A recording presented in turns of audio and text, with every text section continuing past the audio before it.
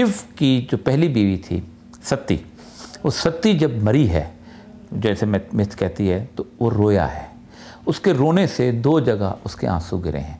एक अजमेर में एक जगह है पुष्कर, और दूसरी जगह है ये वाली जो कि कटास राज।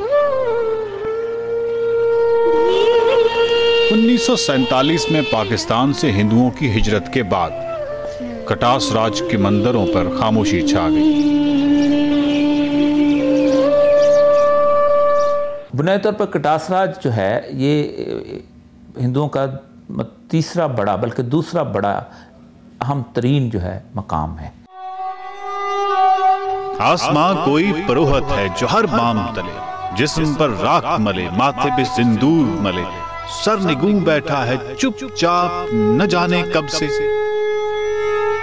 इस तरह है कि पसे पर्दा कोई साहिर है, जिसने आफाक पे फैलाया है यूं सहर का दामन वक्त से पैवस्त है यूं दामन शाम।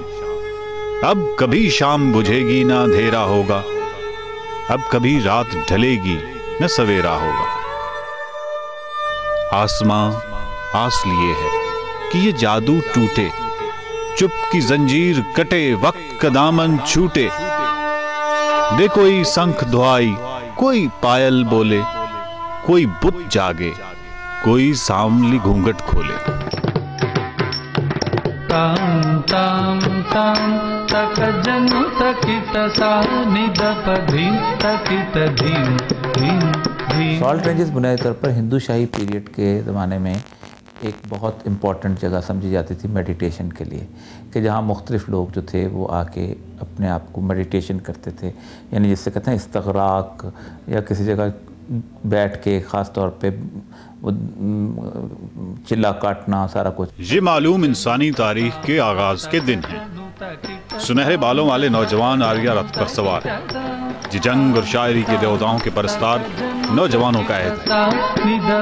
यूनान में होमर और इलियड लिखने में मसरूफ है, भारत में महाभारत के किरदार आपस में नबरदास्मा है। इस शायरी और मौसीकी के पस मंजर में अजीम आवाजों और रंगों की दुनिया फैली हुई है।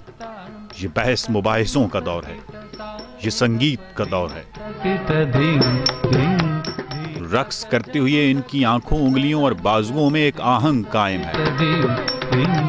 हिमालय की चोटियों पर धुंध तैर रही है, बादल रक्सा हैं, और कटाक्षा में चांद इंसान की इब्तदाई तहजीबी तारीख का शाहिद बनकर उभर रहा है।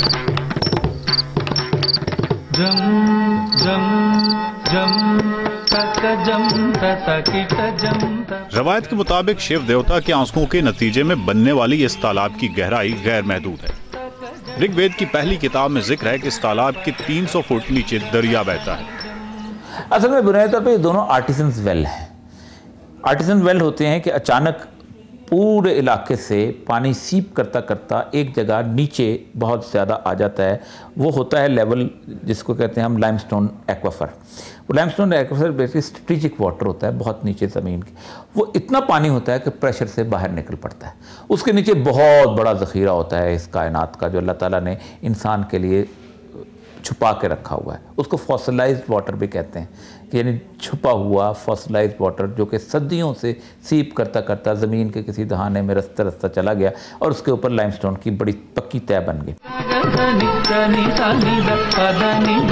कटास में अजीब मजहबी और सकाफती रंगारंगी है।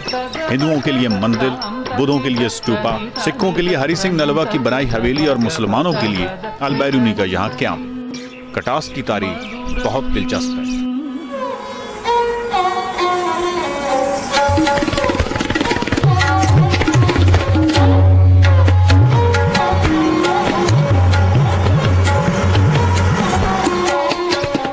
कटास की तारीख सॉल्ट रेंजेस या कोहिस्तान नमक की तारीख से जुड़ी है।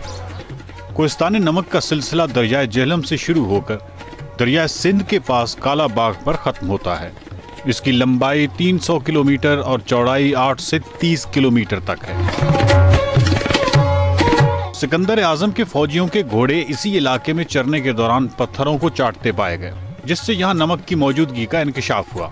आज भी खेड़ा में नमक निकालने का काम जारी है। कोहिस्तान नमक या सॉल्ट रेंजेस को अगर अर्जियाती अजायब घर कहा जाए तो गलत ना होगा। कोहिस्तान नमक की खास जमीनी साख्त देखने से ताल्लुक रखती है। यहाँ कदीम मंदिर और मुख्तलिफ किले इस बात की गवाही देते हैं कि ये इलाका माजी में तहजीब व तमद्दुन का मरकज रहा है। मोटरवे पर साल्ट रेंजेस को अबूर करते हुए कलर कार से 15 किलोमीटर की दूरी पर चौसैदन शाह वाक़ है। चौसैदन शाह से निकलकर 5वें किलोमीटर पर कदीम, बोसीदा और पुरानी इमारतों का एक झुरमट नजर आता है। यही कदीम तारीखी कटास राज है।